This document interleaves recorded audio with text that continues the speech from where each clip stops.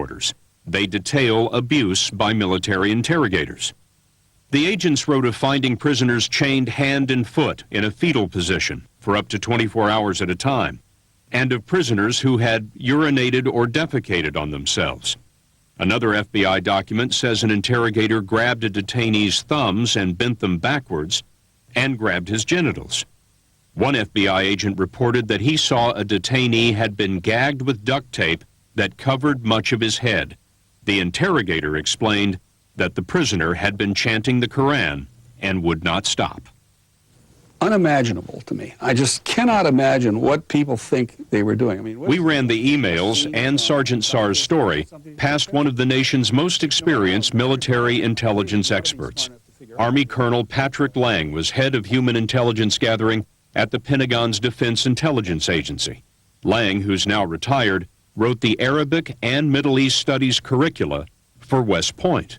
I mean, what is this, a scene from Dante's Inferno? I mean, what level of hell are we on to imagine that we could do such things to people? I mean, this is just absolutely wrong. We also asked Colonel Lang to review some of the written statements of prisoners who claim to have been beaten. If people were really beaten and kicked and knocked around and their heads beaten against the floor and had, you know, deprived of treatment for broken bones and teeth resulting from this. If these things really happened, in fact, to me, that's a lot more serious than this silliness with having these girls go in and rub themselves all over these prisoners. There is a lot of discussion about precisely what the word torture means. You've been at the top of defense military intelligence based on what you've seen and heard. Is all of this torture? I think that a lot of this behavior, which has been allowed, is so far outside the pale that I think that it would have to be considered to be something not allowed by international law or U.S. military law. You're dancing around this a little bit, Colonel. You'll forgive me. I mean, is it torture? What do you think? Yeah, I think it's torture. And one of the FBI agents at Guantanamo thought so too. He warned FBI headquarters that the military was using, quote, torture techniques. The FBI emails were uncovered and declassified as part of a lawsuit by the American Civil Liberties Union. The head of the ACLU, Anthony Romero, says that the FBI agents were worried that military interrogators were ruining any chance of getting reliable intelligence. Here you have the FBI and its own behavioral assessment unit raising serious questions about the effectiveness or the utility of information gotten under torture techniques.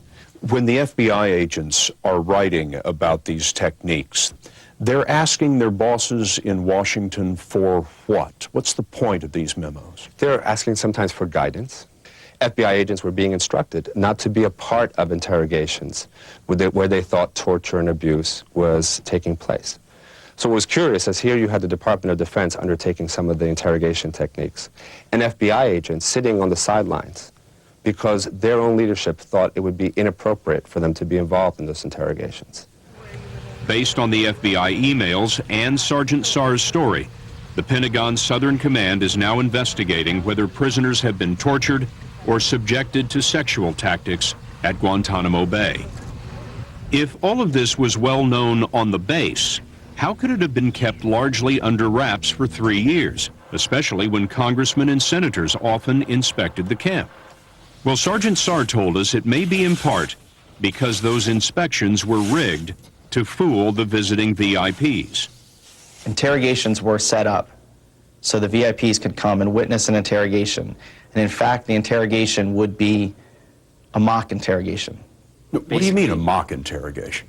They would find a detainee that they knew to have been cooperative. They would ask the interrogator to go back over the same information they reviewed on whatever date they had previously interrogated the detainee, and they would sit across a table and talk as though you and I are talking.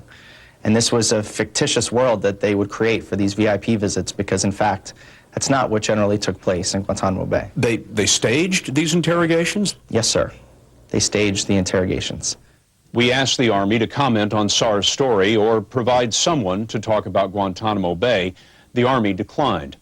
But last year, Vice Admiral Albert Church was ordered to inspect U.S. military detention facilities all around the world, And Church praised Guantanamo's military police and military interrogators, writing that Guantanamo has an effective model that greatly enhances intelligence collection and does not lead to detainee abuse.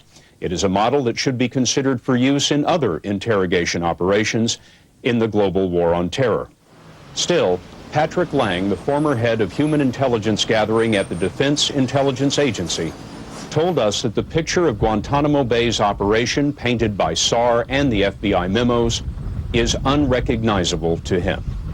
If we do things like this, if we beat people and we neglect them and we try to use their religion against them, however stupidly, I mean, in fact, we're debasing ourselves to the point, in fact, in which we're losing something that we should be trying to protect in this war.